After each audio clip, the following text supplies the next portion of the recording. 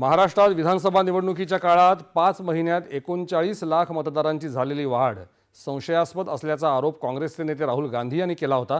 भाजपाचे प्रदेशाध्यक्ष चंद्रशेखर बावनकुळे यांनी त्याला आकडेवारीसह प्रत्युत्तर दिलं आहे।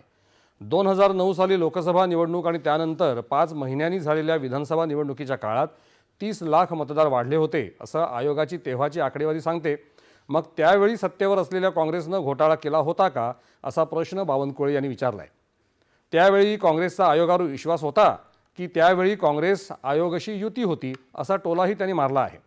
राहुल गांधी यांनी आपला अपयश झाकण्यासाठी दुसऱ्यांना दोष देण्यापेक्षा आत्मपरीक्षण करावं असा सल्ला देखील त्यांनी दिलाय।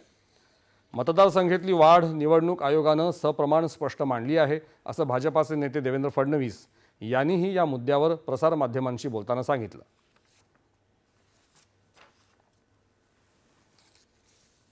सप्रमाण निवडणूक आयोगाने यापूर्वीच्या निवडणुकात किती वाढले होते त्याच पद्धतीने आता किती वाढले सगळं सप्रमाण दिलं।